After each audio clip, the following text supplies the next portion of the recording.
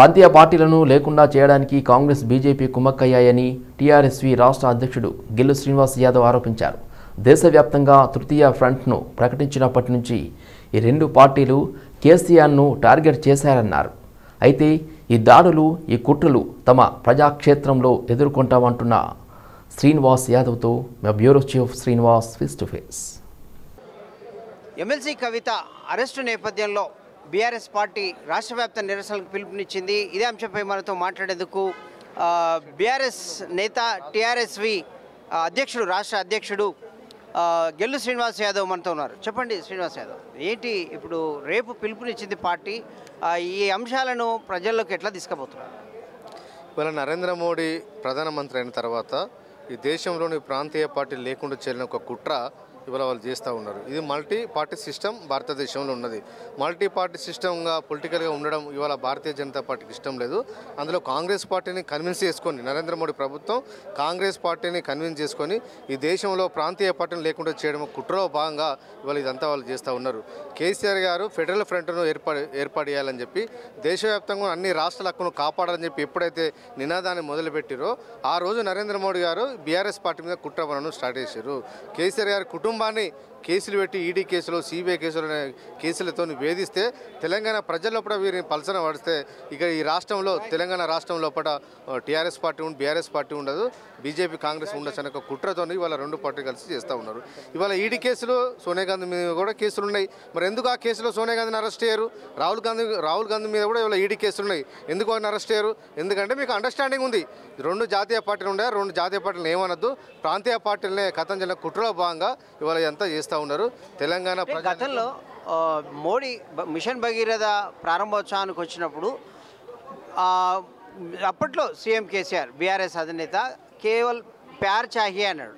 మరి ఇప్పుడు ప్రేమ కోరుకుంటున్నామన్న తరుణంలో ప్రేమకు దొరికినట్లయినా లేకపోతే దానికి భిన్నమైన వాతావరణం కనబడుతుంది. ఎందుకు కావచ్చు? ఎక్కడ చెడింది బీఆర్ఎస్కు బీజేపీకి? ఇప్పుడు తెలంగాణ ప్రజలే ప్రేమపూర్వకంగా ఉంటారు ఎవరితో. ఎందుకంటే ఇక్కడ ఒక కాస్మోపాలిటన్ సిటీ ఇక్కడ హైదరాబాద్ అనేది చాలా రాష్ట్రాలకు వెళ్ళి ఇక్కడ ఉంటారు కాబట్టి ప్రేమను కోరుకున్నా మాకు ప్రేమ కావాలని చెప్పి తెలంగాణ అభివృద్ధి ప్రేమ కావాలి, మీరు ప్రేమ ఉండాలని కోరుకున్న తప్ప ఈ రకంగా వ్యక్తిగతంగా ప్రేమ ఉండాలని ఈ రకంగా వేధిస్తారని చెప్పి మేము అనుకోలేదు.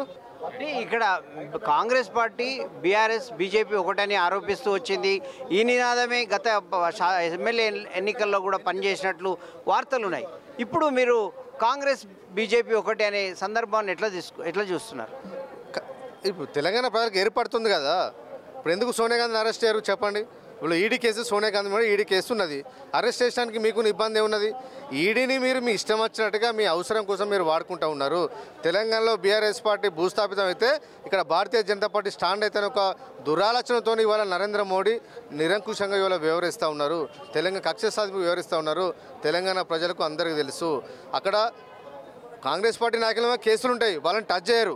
అంటే మరోవైపు కాంగ్రెస్ నాయకులు బీజేపీ బీఆర్ఎస్ కలిసి డ్రామా ఆడుతున్నాయి, ఇవి సింపతి రాజకీయంగా దారితీస్తున్నాయి, ఇవి ఒకరి పార్టీ ఈ రెండు పార్టీలు ప్రజల్లో సానుభూతి కోసం ఈ అరెస్టులు చేస్తున్నాయని ఆరోపిస్తున్నారు. దీన్ని ఎట్లా చూస్తారు? కోమటిరెడ్డి వెంకరెడ్డి గారే ఇవాళ కూడా మాట్లాడిండు, కవితను ఖచ్చితంగా అరెస్ట్ చేస్తారని చెప్పి మాట్లాడిండు. ఇవాళ భారతీయ జనతా పార్టీతోని ఇవాళ కుమ్మక్కయ్యారు కాబట్టి ఆ ఇన్ఫర్మేషన్ ఉంది కాబట్టి కోమటిరెడ్డి వెంకరెడ్డి గారు మాట్లాడారు.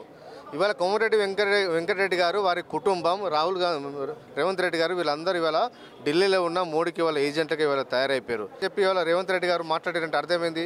నెక్స్ట్ కూడా భారతీయ జనతా పార్టీ రేపు మీరు అధికారంలోకి రావాలని చెప్పి రేవంత్ రెడ్డి కోరుకున్నట్టే కదా.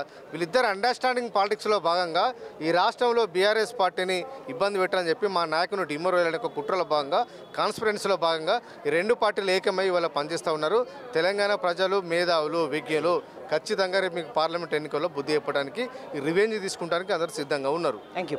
ఇది మొత్తం మీద బీఆర్ఎస్ పార్టీని తొక్కేసేందుకు కావచ్చు, బీఆర్ఎస్ పార్టీని అంటే ఉండకుండా తెలంగాణలో ఉండకుండా చేసి కేవలం జాతీయ పార్టీలు కాంగ్రెస్ అటు బీజేపీ మాత్రమే ఉండే విధంగా కుట్ర తెరలేపారు. రెండు జాతీయ పార్టీలు కుమ్ముక్కై బీఆర్ఎస్ పార్టీని ఇబ్బందుల పాలు చేయడానికే కవిత అరెస్టు అని గిల్లు శ్రీనివాస్ యాదవ్ చెప్తున్న పరిస్థితి. ఈ విషయాలను ప్రజలు రేపు గమనిస్తారు, పార్లమెంట్ ఎన్నికల్లో సరైన బుద్ధి చెప్తారని కూడా చెప్తున్న పరిస్థితి. Video journalist Srinivas, Srinivas city vision, Hyderabad.